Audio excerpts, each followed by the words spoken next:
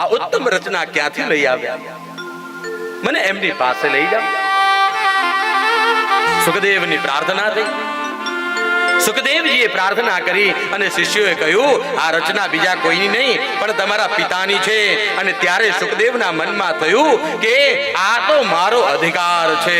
પિતાની સંપત્તિનો જે વારસો માંગે એ સાધારણ પુત્ર છે, પણ પિતાના સંસ્કારનો વારસો માંગે એ અસાધારણ પુત્ર છે. આજે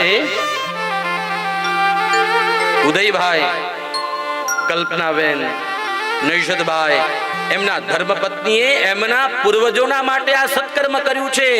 આ એમના ગૌરવ પ્રાપ્તિ માટે નહીં, નામના માટે નહીં, ભગવાનને રાજ્યુકો અપાવવા અને જેના કુખે મેં જન્મ લીધો છે ને એની ગતિ, પૂર્વજોના ગતિની અંદર મને સહયોગ મળે માટે ભાગવતજીના બેસણા કર્યા છે એમણે અહીંયા. અને આવા સંસ્કારનો વારસો માગે ને એવા પુત્ર બહુ ઓછા હોય. માટે ભાગવત એ કર્મ નથી, ભાગવત એ તો ફલ છે. અને એ ફલ ઉદયભાઈના હાથે આજે પરિવારને પ્રાપ્ત થઈ રહ્યું છે.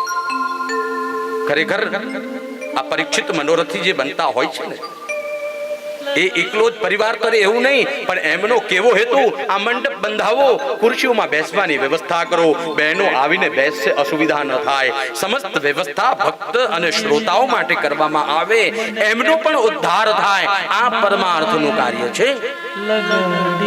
અને આવા સંકલ્પ કરનારા અસાધારણ પુત્રો જ હોય.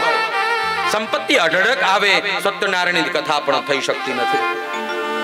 અને આવા સંકલ્પો ભગવાન એમને પ્રતિવર્ષ આપે અને એમના દીકરાને પણ આવા સંકલ્પો આપે. આપણે મહાદેવના અને કૃષ્ણના શરણોમાં પ્રાર્થના કરીએ. બીજી વાત કહું, આ કથા તૃપ્તેશ્વરના સાનિધ્યમાં થાય.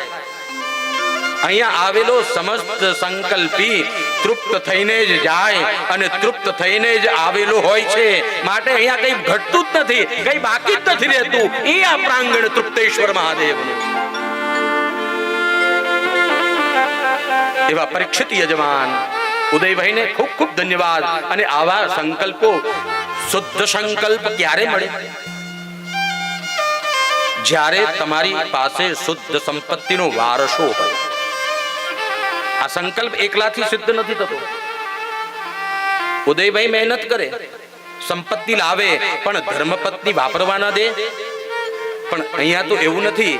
કલ્પના બેને પણ એમ ટેકો આપ્યો કે મારે કરવી છે મારા પૂર્વજોના ઉદ્ધાર માટે. અને જ્યારે ઉદયભાઈને આવું પાત્ર મળ્યું હોય તો પણ તે નારાયણની કૃપા જ છે એવું સમજવું. અહીંયા રજા મૂકીને એમનો દીકરો પણ આવ્યો છે. આ કલિયુગનો સમય છે